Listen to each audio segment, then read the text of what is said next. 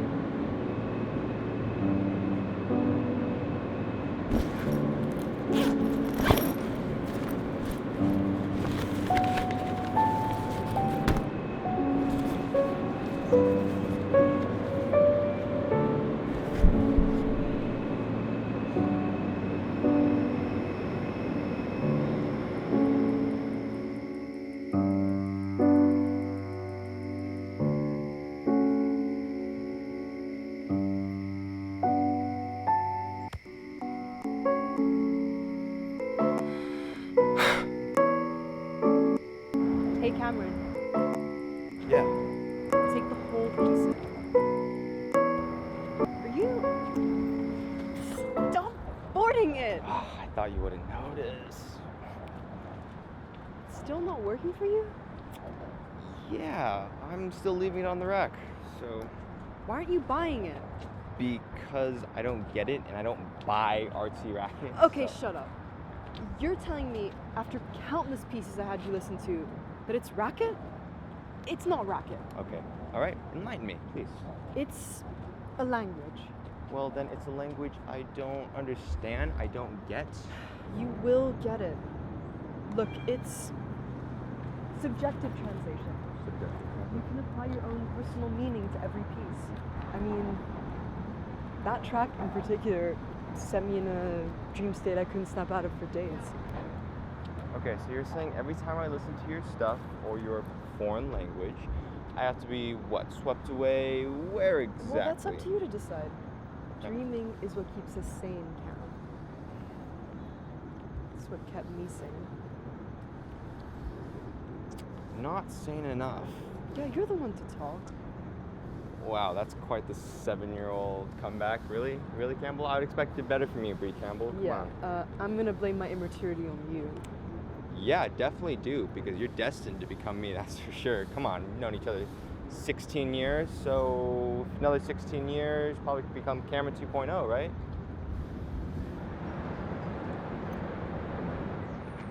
And what is my destiny, Cam? Hey. Let's, how about we go to Joe's, and then we ask him what our destinies are, yeah? Cool.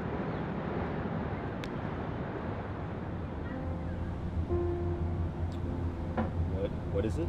What is this? Come on. Shoot.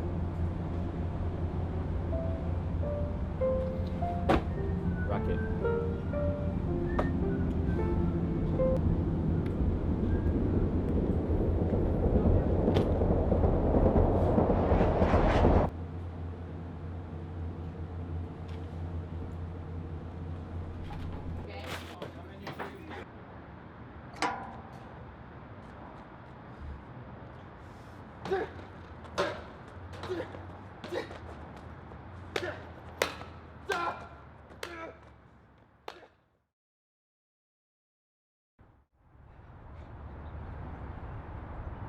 You left that with me. You don't usually leave your bag anywhere, so thought you might want it back.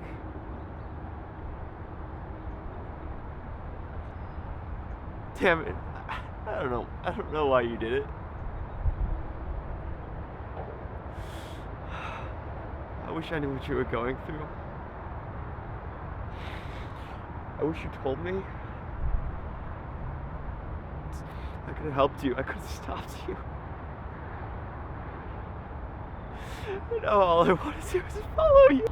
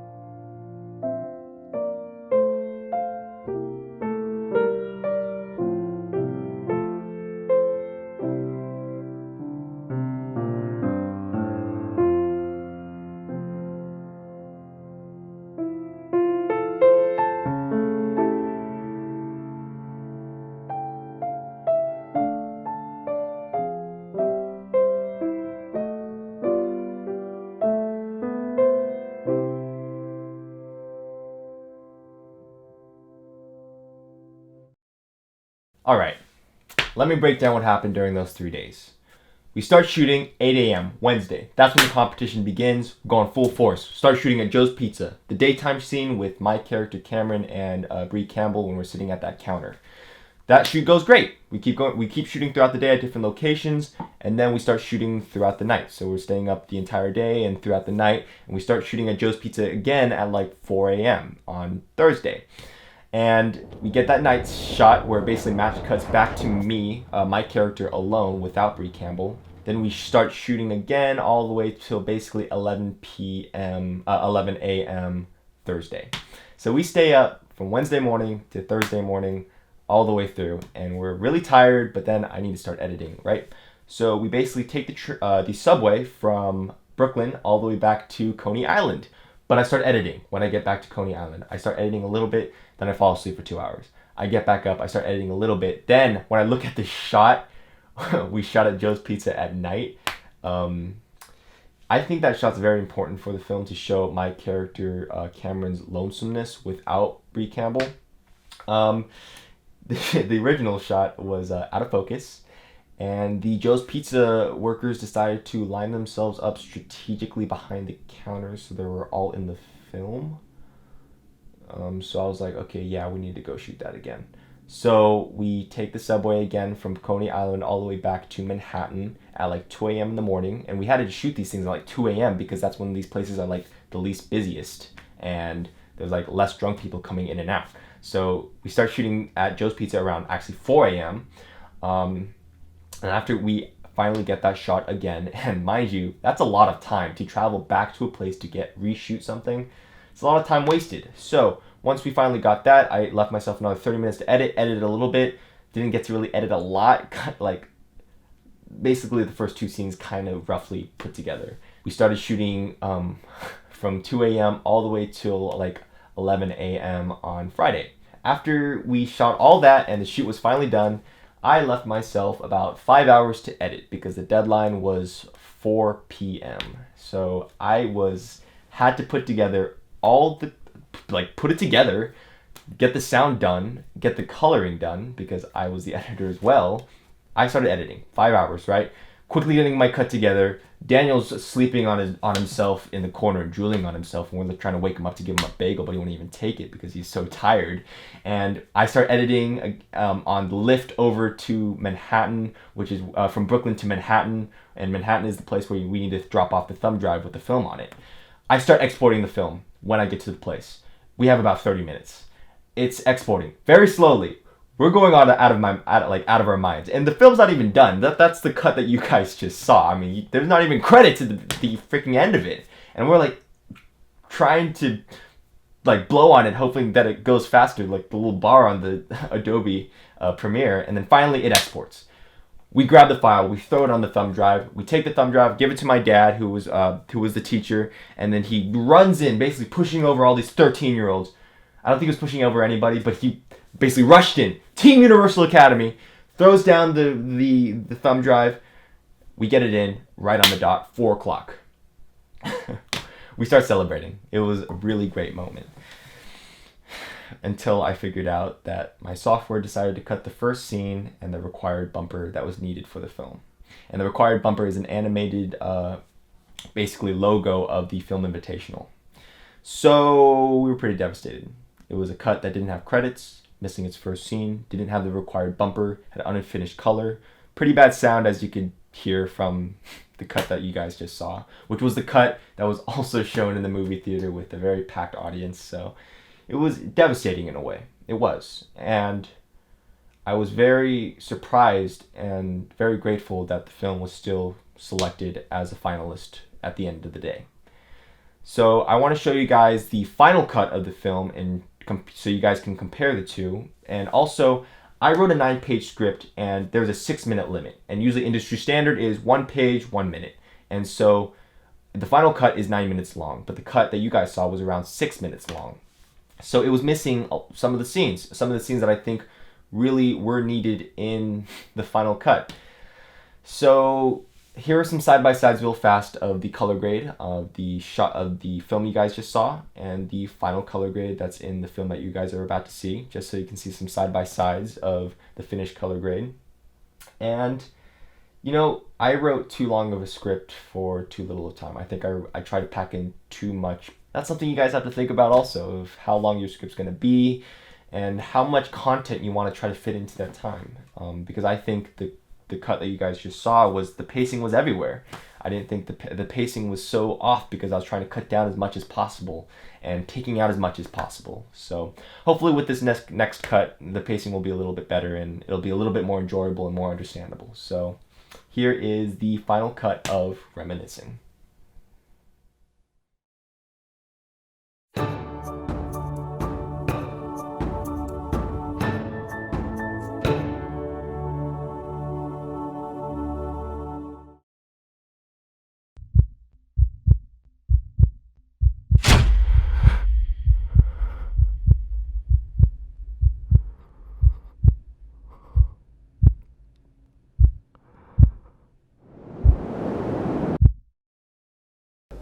Get.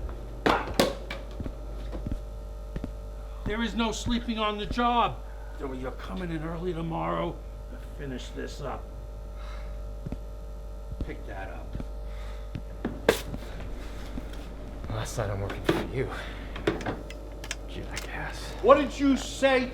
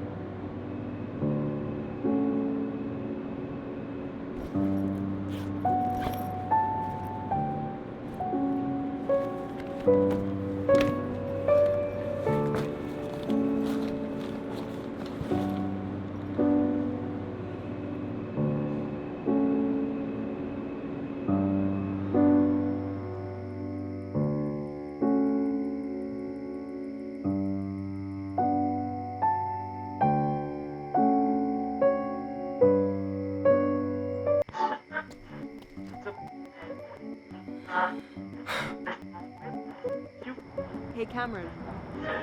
Yeah. Take the whole piece in. Are you... Stop boarding it! I thought you wouldn't notice.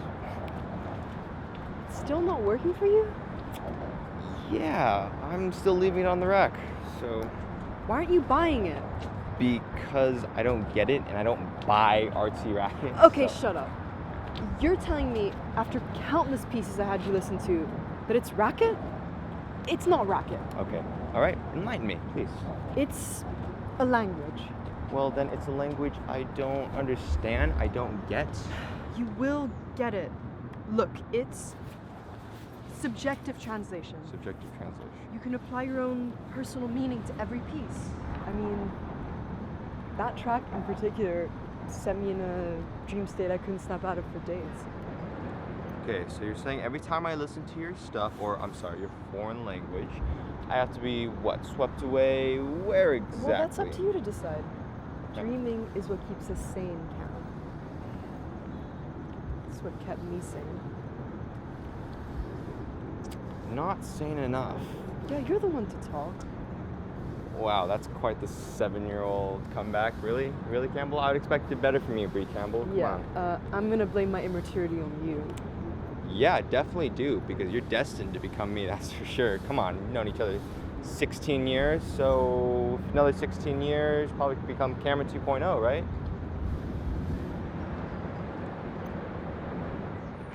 And what is my destiny, Cam? Bree? Hey.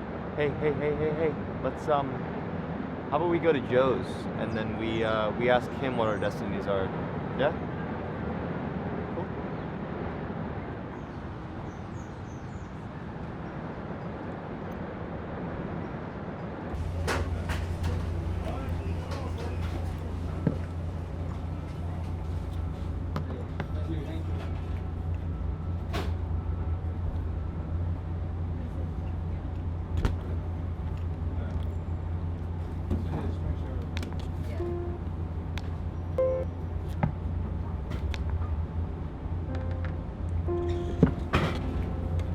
What is this? Tourmalet, Schumann. Racket.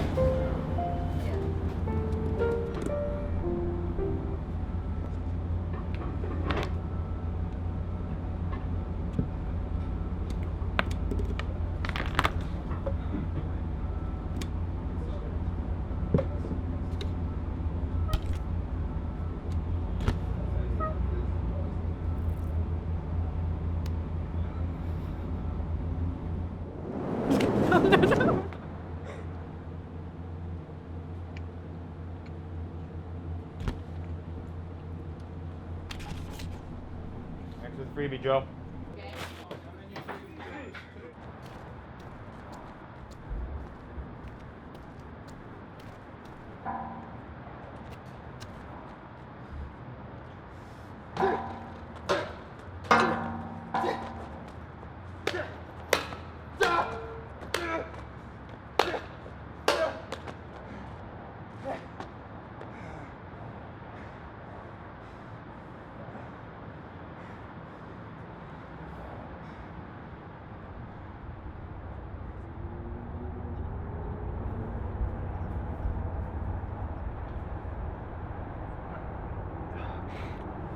Hey, Campbell. Sorry I'm late. 22 minutes late. Sorry. I came straight from work.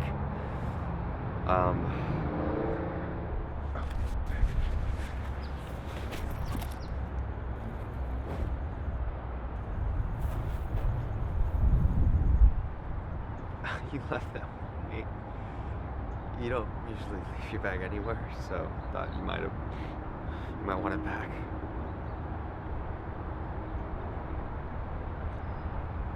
Damn it.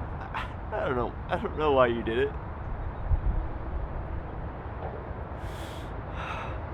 I wish I knew what you were going through. I wish you told me. I could have helped you. I could have stopped you. And now all I want to do is follow you.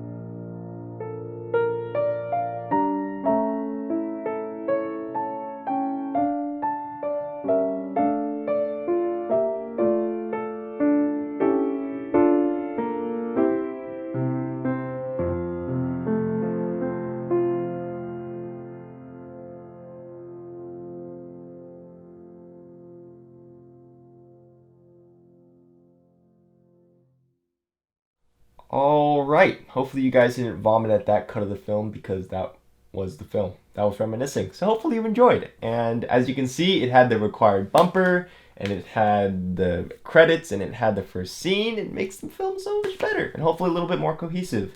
And as you can see, also, the film was about 2 to 2.5 minutes longer than the first cut that you guys saw, because it had, of course, its first scene, and it also had the shots extended out a little bit more, just so the film could find its pacing, and just so the film could breathe a bit. I'm still not happy with the pacing. I think the beginning, it loses it a lot, but it finds its way, I believe, toward the middle and then the end of the film. Also, there were some scenes in there toward the middle where you guys didn't see it in the first cut.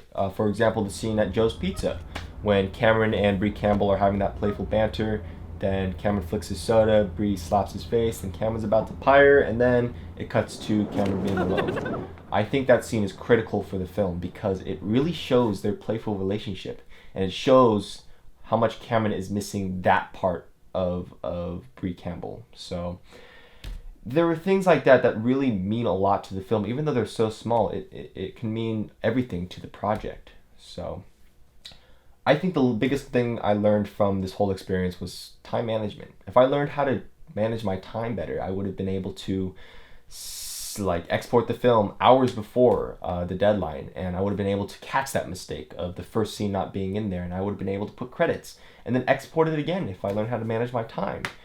And also getting people you guys trust creatively on your team, meaning you guys all have this one cohesive thought for the film. So one part of the team could be doing one thing while one part of the team could be doing another. So you guys can be getting double the work done. Because I had Daniel. Daniel was great. He was so much help, and he was the best camera operator I could ask for. Another photo.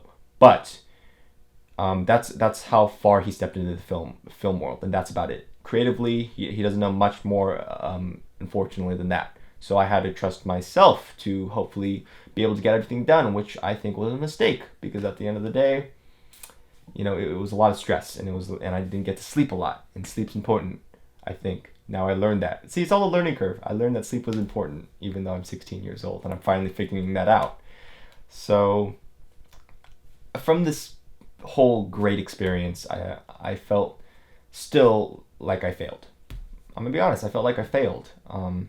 Even though we were chosen as finalists, and I think I walked away with one of the better parts of, one of the greatest things that I made in my body of work, I felt like I failed. And that's okay, because from this experience, I've learned so much that I'll be able to apply on my future projects. And I've never dealt with having to, I'm going to be honest, I never dealt with having to cast actors or film at locations I've never been to before, or having to location scout. So this is all new to me, but I was forced to learn it. And even though I failed at some of the aspects, I was able to come out a better filmmaker, I believe.